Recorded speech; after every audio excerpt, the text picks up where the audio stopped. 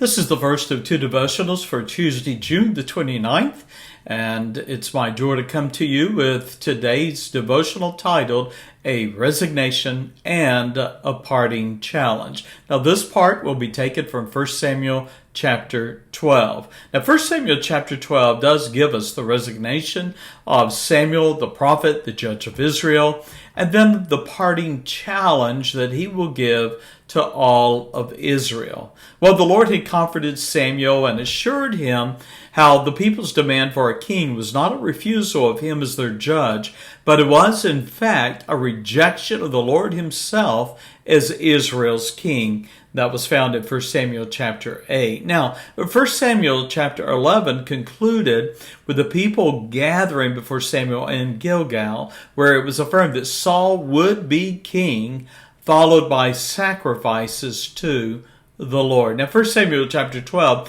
continues that same assembly at Gilgal and records the formal changing of the guard in Israel. Samuel affirmed he had conformed to the will of the people, given them a king, and would resign his governance as the judge of the people to Saul.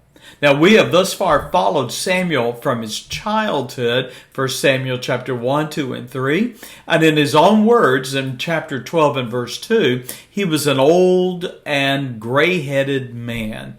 Samuel expressed a strong testimony of what should be the desire of all believers, that our lives would be a testimony of faithfulness to the Lord and spiritual integrity before the people. Samuel called on the nation to give witness to his life and minister before them, and declared he had not misused his office, nor been prejudiced in his judgments. Indeed, he challenged the people, "Tell me, wherein I have failed you, and I will restore it you." That is, I will make it right.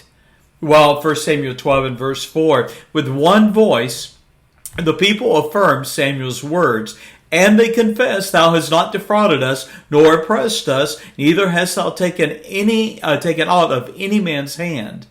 With the people looking on, Samuel called on the Lord to be a witness to the words of the people, and they answered, "He, the Lord, is witness."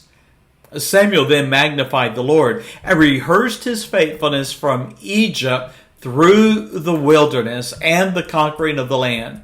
He reminded them that it was their sins and disobedience that had given cause for the Lord to raise up adversaries, enemies, whom he used to turn their hearts to him. When the people cried to the Lord and confessed their sins, he sent judges to deliver them. And yet, for all that, the people had rejected the Lord and demanded a king. Now the old prophet declared, "Behold the king whom you have chosen," speaking of Saul, "whom ye have desired, and behold, the Lord had set a king over you." And nevertheless, a king would not deliver them from their enemies, nor preserve them as a nation. Only if Israel feared and served and obeyed the Lord would they be assured of his blessings. Samuel also gave a clear warning that should they rebel, then the hand of the Lord would be against them as it was against their fathers. Samuel then, verses 16 through 18, called on the Lord to reveal himself, and the Lord sent unseasonable rain and thunder. It was about the time of the wheat harvest when there usually would not be any rain, and yet here was the rain, demonstrating that the God of Israel is the God of creation, and reminding the nation that they had rebelled against the Lord and demanded a king. Well, fearing the Lord and Samuel even, the people confessed they had committed a great wickedness and demanded a king. And the prophet admonished the nation with these words, "Fear the Lord, and serve him in truth with all your heart. But if ye shall do wickedly, ye shall be consumed, both ye and your king." I will come later today with the second part of this devotional. It is a long one, but I felt it was necessary to really lay a good foundation, not only for Saul as we go forward, but ultimately for David as he steps onto the stage of history.